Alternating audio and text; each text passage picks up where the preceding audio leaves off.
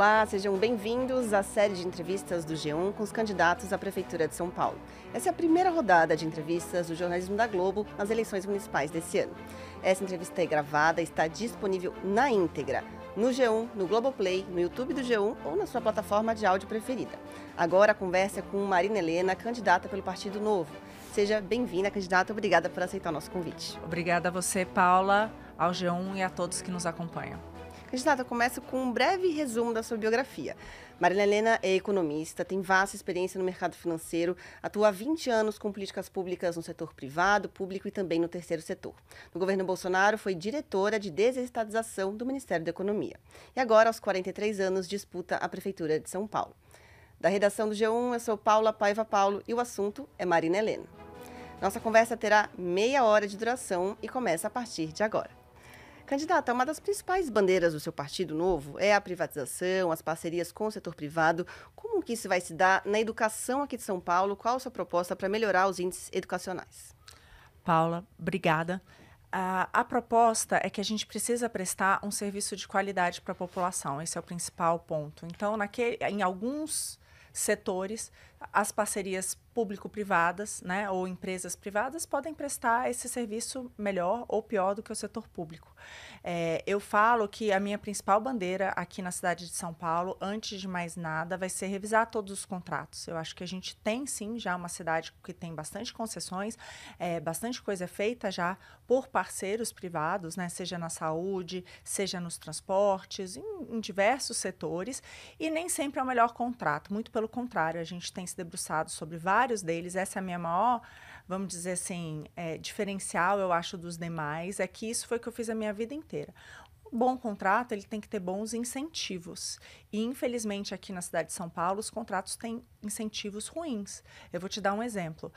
O prefeito agora falou da tarifa zero aos domingos e existe ainda cobrador nos ônibus que a gente está pagando. Então, o cobrador está lá, sem fazer nada, e a gente acaba arcando com esse custo, porque é um pagamento por custo. Então, eles não têm nenhum incentivo a prestar um melhor serviço, né, ou a reduzir esses custos. Esse é um dos exemplos, mas tem inúmeros. A gente teve aí a denúncia de que o PCC está infiltrado nos contratos de transporte.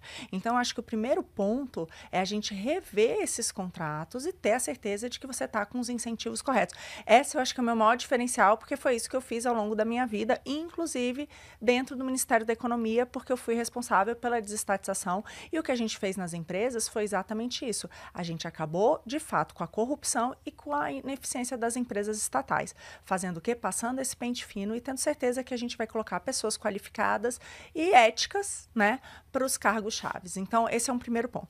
Falando da educação especificamente, o principal motivo de eu ter aceito e querer ser prefeita da cidade de São Paulo é a educação. As pessoas não sabem, mas essa é a maior responsabilidade do prefeito. 1 em cada 4 reais gastos hoje na cidade de São Paulo, né, da prefeitura, e é muito dinheiro que vem dos nossos impostos, 1 em cada 4 vão para a educação. E a gente tem um dos piores índices de todo o Brasil. Então, hoje, 38% apenas, 38 em cada 100 crianças são alfabetizadas no segundo ano do fundamental. Paula, no resto do mundo, isso acontece na pré-escola. A gente está falando do segundo ano e apenas 38 em cada 100. Tem relatos de crianças com 9 anos de idade, né, que eu conheci as mães, que ainda não aprenderam a ler nem escrever. Isso é inaceitável. Então, uma das propostas, a nossa proposta para a educação, qual é? Escolas excepcionais. É isso que eu quero para as crianças da rede pública de ensino. E como a gente vai fazer isso? Via 3 propostas. Uma é a seguinte: hoje, as escolas públicas custam mais caro do que as escolas particulares aqui na cidade, sendo que as escolas particulares têm resultados muito melhores de aprendizagem. Hoje, uma escola do fundamental pública custa R$ 1.650 por mês por aluno, que é arcado, né, pelos nossos impostos. No caso das privadas, R$ 1.470. E elas ensinam muito antes e muito melhor. Então, as crianças têm uma melhor aprendizagem. Então, qual que é uma dessas propostas?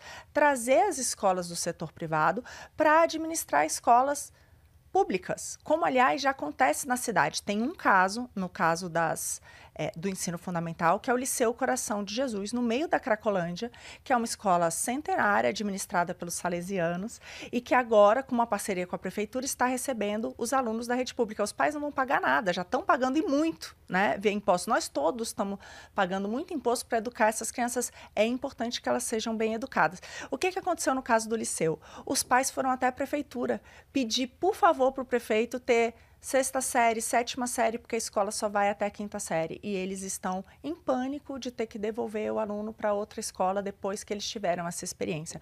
Então, o que eu quero é trazer escolas excepcionais hoje da rede privada para administrar essas escolas, mas com metas muito claras de aprendizagem. O segundo é fazer com que empresas possam financiar bolsas de estudos para as crianças da periferia em escolas privadas também. Então, a prefeitura vai ajudar a fazer isso para a gente ter também acesso a essas boas escolas.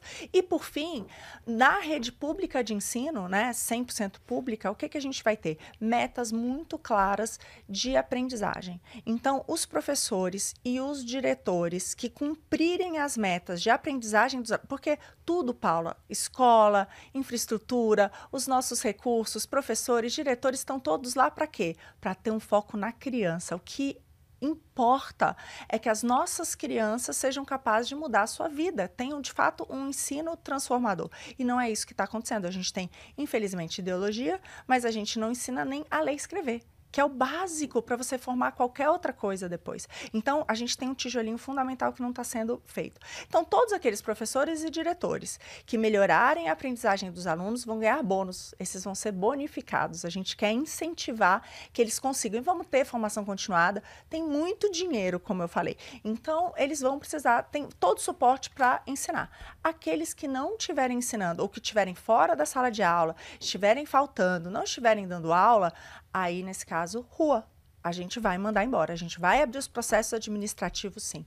Então, a ideia é que todo modelo de incentivo no setor, todo, nesses 3 pontos, seja as melhores escolas privadas ajudando a administrar as públicas, dado que o custo é menor e a qualidade melhor, seja as bolsas de ensino das crianças na periferia, nessas melhores escolas da cidade, seja incentivar todos os professores e diretores a, de fato, focar unicamente na aprendizagem do aluno e bonificá-los por isso, ou que eles deem lugar àqueles que querem ensinar. Com essas 3 coisas, a gente vai ter escolas excelentes para as nossas crianças aqui na cidade. Candidata, isso já foi feito em alguma gestão do Novo aqui no país, ou com o Zema em Minas, ou com o Adriano Silva em Joinville, que eu vejo que é uma grande referência para a senhora? O Adriano é o prefeito melhor avaliado do Brasil, né? Tem 93% de aprovação. E o Zema também é uma grande referência, porque é o governador do estado e foi reeleito num primeiro turno. Então, não sou eu que estou falando, né? A população que diz assim. Eu acho que o Zema começou um processo lá, mas é diferente das nossas propostas. Então, de qualquer maneira, essa questão da avaliação de desempenho já acontece em diversas cidades Brasil afora e tem trazido resultados, né? Então, acho que esse é um ponto. Por exemplo, nós aqui em São Paulo escolhemos não fazer a prova Saresp, que é uma prova anual, porque tem o IDEB, que é a cada 2 anos, mas tem uma outra que é anual. E é super importante você ver o que está acontecendo com as crianças, até para ajudar, né? E a gente decidiu não participar dessa prova. É uma das poucas cidades do estado de São Paulo que não participam.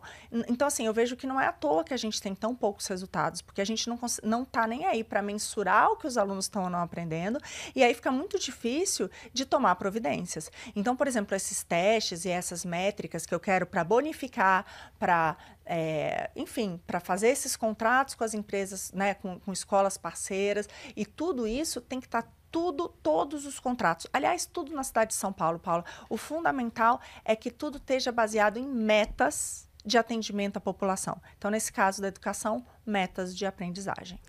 E fora, desculpa, só para dizer, só para terminar, é muito comum, né, essas parcerias. Hoje, entre os 5 países primeiro no PISA, 2 deles têm esse modelo de também parcerias de gestão privada de escolas públicas. Mas, além disso, tem países que não têm isso como modelo principal. Mas só de ter adotado isso, a qualidade do ensino público também melhorou, porque você começa a disseminar inovações, novas técnicas de aprendizagem, que é isso que eu queria trazer também, né? Para arejar um pouco e você trazer uma competição também saudável entre as escolas, quem é aquela que ensina melhor. Então, a gente trazer esse tipo de competição, e isso funciona. E os estudos mostram que eles beneficiam principalmente as crianças de mais baixa renda. Então, por isso que uma inovação. A senhora citou o liceu, né? Ali é uma situação muito específica, né? Que eles iam fechar as portas no final de 22, porque perderam muito aluno, estão bem no coração da Cracolândia, para quem não conhece ali. E aí fizeram essa parceria com a prefeitura, que paga a mensalidade dos alunos e paga o aluguel do espaço. Isso. Agora, já existe em alguma medida aqui na capital, parcerias com o setor privado nas creches que são conveniadas. Perfeito. E aí o que se vê é que a qualidade da educação nem sempre é melhor que a administração direta, e tem muita reclamação, inclusive o Tribunal de Contas do município fez uma avaliação de que elas têm muito problema de infraestrutura em relação à acessibilidade. Então, como garantir que essas iniciativas vão, de fato, melhorar a situação, né, dos estudantes? Paula, olha, eu rodei bastante a cidade, conversei com muitas mães, porque, como eu falei, esse para mim é um ponto fundamental. E as pessoas veem as creches conveniadas com bons olhos, na maior parte dos casos. Então, assim, o que eu tive de informação dos pais, né, em relação a isso, foi uma boa informação. Essas creches, elas custam menos também, né? Então, tem uma questão de custo-benefício, e mais do que isso, foi o que possibilitou que a gente zerasse praticamente a fila para creche aqui na cidade de São Paulo, né? E está sendo um modelo copiado Brasil afora exatamente por isso, porque nos custos que você tinha da creche 100% estatal, seria impossível zerar as filas, né? Porque tem uma questão também do recurso do nosso... A gente tem que pensar nisso, a gente tem que fazer mais com menos. Esse é um grande lema do Novo sempre. Vamos fazer mais com menos, porque se liberar mais dinheiro no seu bolso, no bolso do trabalhador, das pessoas que ralam, elas são capazes de fazer investimentos, né, na sua vida, dos seus filhos, etc. Então, isso é um ponto muito importante. Agora, de novo, a gente vai precisar revisar todos os contratos. Tem, por exemplo, reclamações, vamos dizer assim, dos aluguéis, que às vezes os aluguéis são muito caros, então a gente tem que revisar, faz sentido? Então, assim, a gente tem que olhar esses contratos para que eles sejam, de fato, tenham um foco muito importante, que é qual? No caso da educação, é simples. A aprendizagem dos alunos. Eu quero ter, e outra coisa que eu falo sempre, transparência radical. Então, qualquer um vai chegar na porta lá da creche ou da escola e vai ter qual é o custo ali por aluno, comparado com o custo do município, se os professores estão indo, quantos estão indo ou não estão indo, quantas horas os alunos estão na escola. Eu vou te dar um exemplo que me chocou muito. Eu fui gravar um vídeo, né, dentro de uma das escolas da Prefeitura do Fundamental, e o horário tinham 5 horas de aula, né, do horário da manhã, de 7h30 até 12h30. E eu cheguei um pouco antes, e às 11h30 parou a primeira van escolar e já começou a levar as crianças. Imagina se a sua filha, fosse uma dessas crianças que todos os dias, vai sair, vai perder 1 hora de aula das 5 que ela tem direito. Isso, para mim, não é boa gestão. Então, a gente está falando de uma creche, de uma escola fundamental, sim, que é 100% pública. É isso que eu falo da gestão. Quando Perfeito. A gente alinha os incentivos a serem todos baseados na aprendizagem, a gente resolve esse tipo de problema. Candidata, a gente falou de uma prioridade sua, que é educação. Quero partir para outra prioridade também da sua campanha, que é a segurança. A senhora quer dobrar o efetivo da GCM, né? E o que eu estou vendo muito nessas campanhas desse ano é que a conversa sobre segurança está muito focada na GCM. Dobrar ou não efetivo, armar ou não a GCM. Para além da GCM, o que a senhora pretende fazer para aumentar a segurança do paulistano? Paula, a nossa proposta para a segurança é tolerância zero. O primeiro ponto, nós gastamos, a prefeitura, que tem um orçamento de 113 bilhões, que depois do orçamento da União e do governo do estado de São Paulo, fica empatada com, por exemplo, o governo de Minas Gerais, ou seja, é muito dinheiro. E mais, aqui em São Paulo, o tanto de gasto da prefeitura é 2,5 vezes a média das capitais do Brasil. Então, assim, a gente tira muito imposto do bolso do paulistano para, teoricamente, entregar serviços públicos. Só que 1 em cada 100 reais vão para a segurança, sendo que essa é a maior queixa disparada da população. Então, em todo lugar que eu vou, na hora que eu começo e eu falo, quais as dúvidas que vocês têm? Todas as primeiras são relacionadas à segurança. E, às vezes, fica só segurança. Então, por quê? Porque, é o relato da mãe que foi levar o filho para a creche e que o ladrão apontou a arma para a cabeça do filho, pedindo o celular dela. Então, é isso. A questão dos transportes, quando vocês vê que como a senhora vai melhorar essa em situação? tudo. Então, é a principal dor. Então, primeiro ponto, triplicar o orçamento. Por quê? Porque tem muito dinheiro onde não deve, Como, e por nessa exemplo, prioridade não tem. Não, em vários, por exemplo, esses contratos, tem coisas que a gente, ao rever, com certeza vai tirar muita gordura. De tudo. O subsídio que a gente dá para o ônibus que não funciona, o subsídio que a gente vê para tudo, a parte toda de zeladoria da cidade. Por exemplo, a gente entrou com uma liminar contra um edital que ia ser feito para a questão de poda de árvores na cidade, em pleno apagão, né? A cidade ficou às escuras e na sexta-feira, sem licitação, estava sendo feito uma renovação de contrato em que o custo por árvore arrancada, segundo as matérias aí dos jornais, era de 28 mil reais, sendo que no resto do Brasil não passa de 2 mil. Esse é um exemplo. Quanto que você vai... Outra coisa, a gente paga, por exemplo, por asfalto, quanto de asfalto é gasto. Então, qual é o incentivo das empresas? Quanto mais buraco, melhor. Faz sentido? Então, é isso que vale para todos os contratos, é isso que eu falo, os contratos da cidade estão muito errados. Então, ao limpar isso, vai sobrar muito recurso, a gente vai conseguir abaixar imposto, e mais do que isso, a gente consegue triplicar de 1 para 3 dos reais gastos em segurança. E a primeira medida é dobrar o efetivo e não é à toa. O número de homens hoje nas ruas na cidade de São Paulo, mesmo quando a gente inclui a polícia militar, ele é baixo comparado a qualquer indicador do que daria sensação de segurança para as pessoas. Por quê? Porque mesmo câmeras, se a gente tiver câmeras, mas ninguém estiver olhando as câmeras e não tiver ninguém para ser acionado caso algo aconteça, não adianta nada. Então, a gente precisa de homens. E no caso de algo acontecer, esses homens precisam estar bem treinados e bem armados. O crime é muito bem armado. Né? Então, a gente precisa. Hoje, a guarda aqui, ela é armada, tem inclusive fuzil, eu acho que todos têm que ter, todos têm que estar treinados para combater o crime e proteger o cidadão, que é o bem mais precioso da cidade. Então, o primeiro ponto é esse, triplicar o orçamento e dobrar a guarda. Fora isso, 1 em cada 3 dos nossos guardas estão em serviço administrativo. Eu não quero o guarda mexendo com papelada dentro do escritório, eu quero ele fazendo ronda pela cidade, nos pontos de ônibus, na hora que as pessoas estão indo para o trabalho e está escuro. Eu quero eles nas portas das creches e das escolas na hora que os pais vão levar os seus filhos. Então, isso também é gestão. Então, vamos tirar o pessoal do serviço administrativo e vamos colocar na rua fazendo ronda.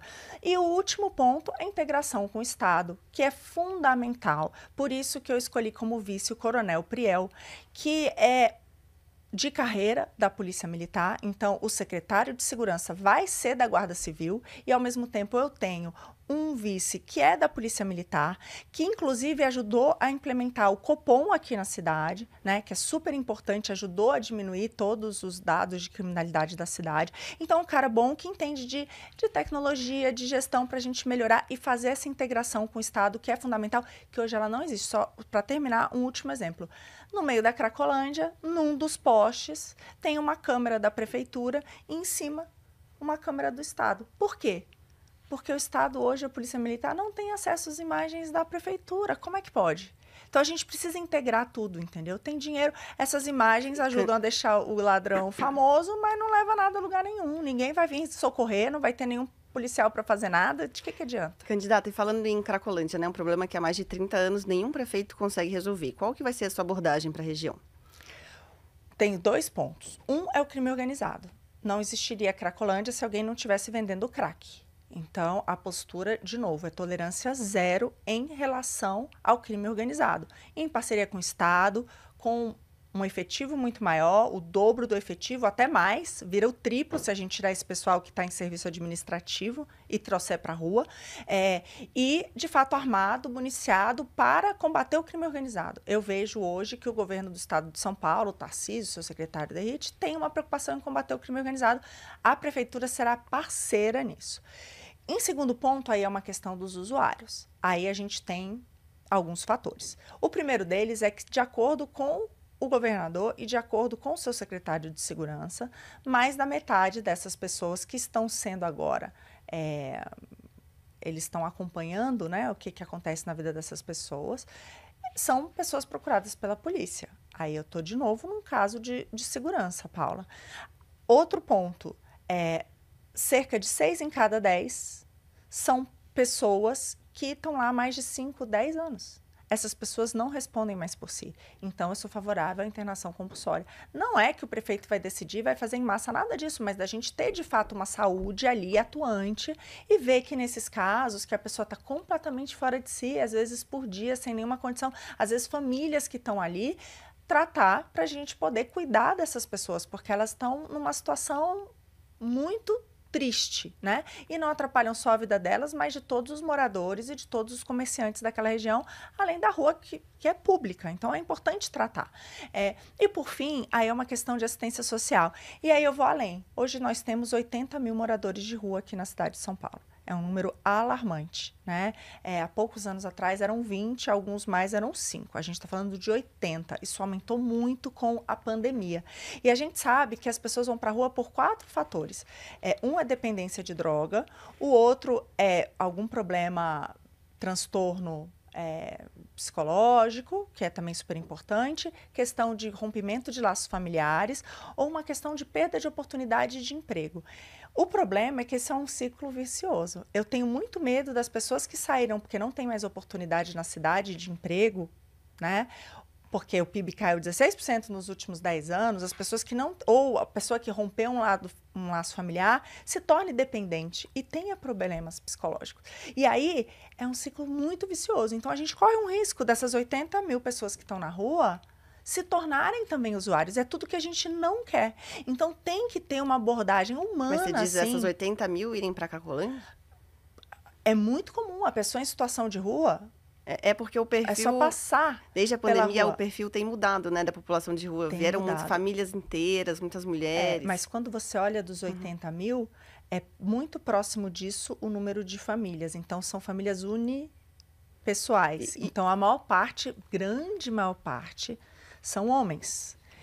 E o meu ponto é que se a gente rompeu um desses laços, seja da família, seja a questão do trabalho, a gente precisa cuidar desses o quanto antes, para não se tornarem dependentes químicos, para que não tenham outros problemas. Então, por isso que eu acho assim, tem uma visão que eu vejo hoje, a prefeitura, infelizmente, ela paga as organizações, outros contratos, paga organizações sociais pela cidade, eu não sei que trabalho que elas estão fazendo. Por quê? Porque me impressiona que esse número só aumente. A gente quer, no fundo, contratos que sejam tirar a pessoa dessa situação. Então, qual que é o contrato ideal, Paula, para essas pessoas, tanto da Cracolândia como dos outros? Dar apoio emocional, psicológico, mas dá também treinamento e devolver essas pessoas para o mercado de trabalho. Isso vale para a Cracolândia e para os moradores de rua. Esse é um ponto importante que eu separei também do seu programa de governo, que a senhora quer proibir as barracas de camping que estão espalhadas pela cidade inteira, né?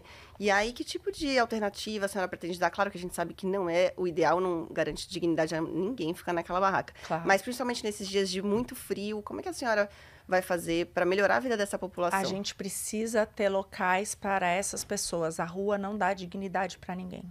E é péssimo, porque a pessoa ali ela vai perdendo cada vez mais o vínculo com a sua família e a capacidade de ser reinserida no mercado de trabalho. Então, a gente precisa cuidar dessas pessoas, inclusive com acompanhamento emocional. Isso não é feito na rua. Então, na rua, ela tá cada vez mais numa situação sem retorno e, além de tudo, a gente tem as ruas que são públicas. As pessoas estão ali, os comerciantes, os moradores, as pessoas precisam passar. Você não é o lugar adequado. E várias cidades do nosso país já lidaram com isso de maneira efetiva, né? Isso passa por quê? Isso passa por ter os abrigos, por dar, né, toda o acompanhamento que é preciso. Isso passa muito forte por o acompanhamento psicológico.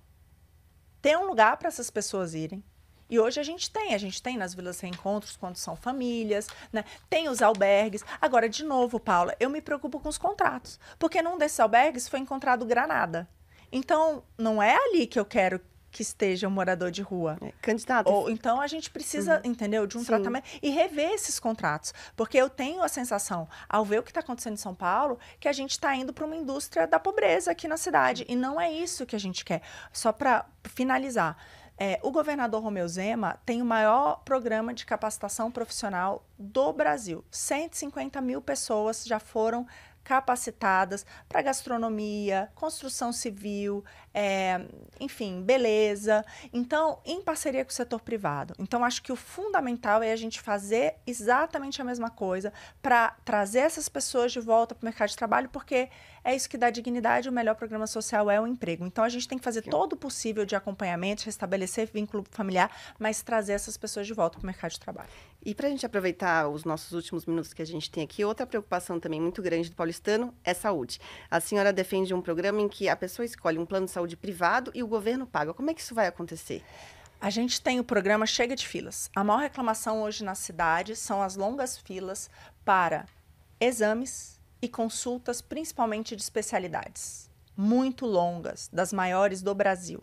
Só para você ter uma ideia, Paula, 57 mil mulheres hoje estão na fila para fazer um ultrassom transvaginal, um exame de rotina ginecológico que detecta inúmeras doenças, inclusive uma que é o câncer de colo do útero, que se não é diagnosticado precocemente pode levar à morte. Ninguém mais morre disso no mundo, mas infelizmente aqui na cidade isso ainda acontece por conta dessa demora. Eu vou te falar. O relato da Yara de Sapopemba, que está ali há mais de 6 meses para conseguir agendar. Então, é a questão dos exames das especialidades. Qual que é a nossa proposta? Se passar de 1 mês, você vai ter o valor para fazer esse exame na rede privada. É isso. É como aconteceu com o Corujão do Dória. O Dória fez isso. Só que acabou. A ideia é fazer isso de forma permanente. Contínua. Então, nunca vai ultrapassar 1 mês. Nem consulta com especialista, nem fazer o exame. E aí, se não tiver vaga na rede pública, a gente vai ter que fazer. Agora, eu vejo, de novo, os contratos com as OS. Tem várias organizações sociais cuidando da saúde e várias reclamações em relação a isso.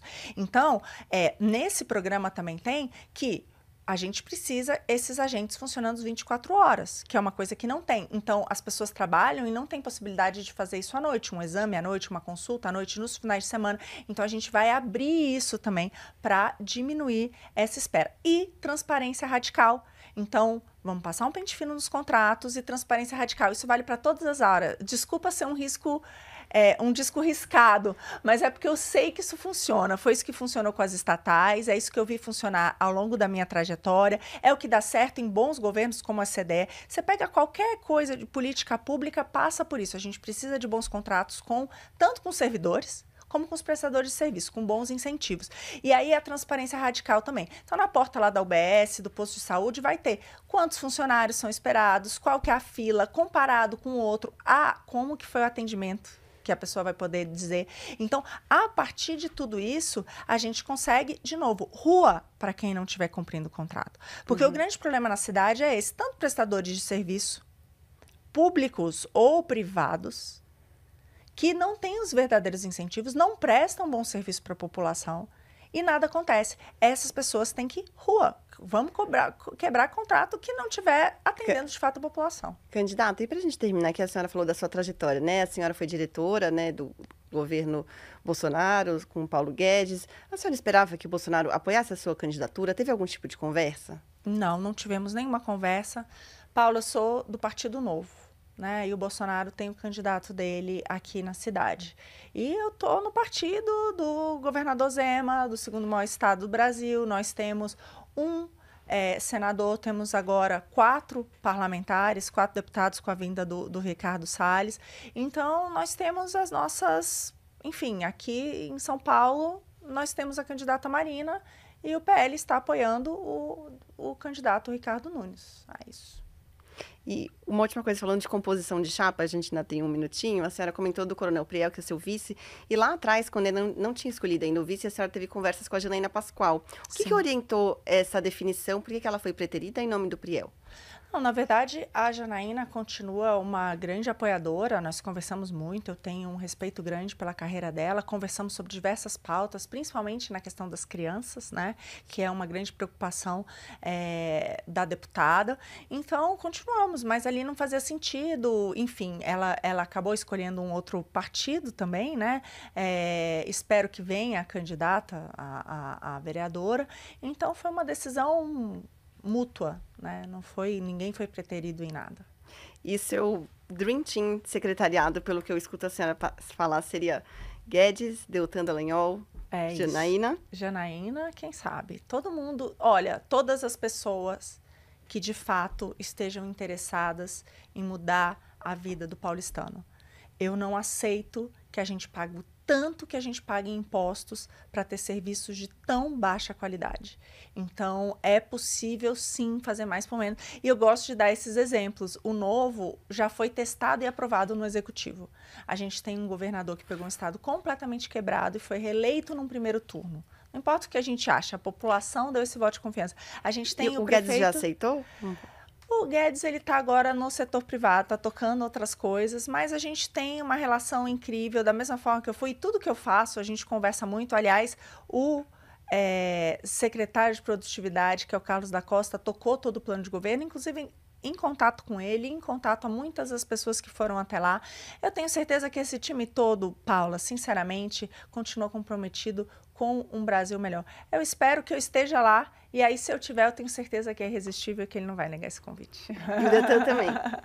O Deltan, com certeza. Aliás, isso é bem importante. Toda a parte de contratos, a primeira pessoa que eu conversei foi o Deltan. E ele disse, Marina, a prefeitura não pode fazer nada sozinha, mas ela pode trazer o Tribunal de Contas e o Ministério Público. E da forma como a coisa está feita, você pode fazer em parceria. Então, essa é a ideia. A gente vai revisar. Eu falo que não é um Deltan, porque eu preciso de um Deltan na saúde, um no transporte, um na educação, porque é muita coisa que a gente tem hoje na prefeitura e que a gente vai precisar passar, de fato, um pente fino e dar os incentivos corretos para que a população seja atendida. Então, vão ser alguns Deltan. Olha, só para as pessoas terem uma ideia, hoje nós temos 35 secretarias aqui. Eu estou reduzindo para 15 no nosso plano de governo. Para quê? Para ter mais pessoas na ponta, porque eu não quero gente na papelada, eu quero gente na ponta, eu quero, né, o professor dando aula, eu quero o médico na saúde, eu quero o policial na rua. Então, com isso, a gente vai ter mais pessoas cuidando, de fato, da população. Mas imagina, é muita gente. E 32 subprefeituras. Então, assim, além dos cargos comissionados. Então, assim, é um time, é um pelotão. Vamos precisar de vários. Perfeito. Muito obrigada, candidata, obrigada pela sua participação. E boa sorte. Muito obrigada. Obrigada. Termina aqui a minha conversa com a Marina Helena. Essa é a nossa contribuição para o debate de propostas dos candidatos, sempre com o objetivo de dar ao leitor informação de qualidade. A íntegra da minha conversa com a Marina Helena está disponível em áudio, em vídeo, no G1, no Globoplay ou na sua plataforma de áudio preferida. Agora, os créditos. A coordenação é de Mônica Mariotti. A produção é de Fernanda Calgaro e Camila da Silva. A finalização é de Thiago Kazuroski. Na coordenação de vídeo, Mariana Mentzeli. Na direção de imagem, Giacomo Vócio. Na sonoplastia, André Sargueiro. Comigo na equipe do assunto estão também Amanda Polato, Carol Lorenzetti, Luiz Felipe Silva e Gabriel de Campos. Eu sou Paula Paiva Paulo e fico por aqui.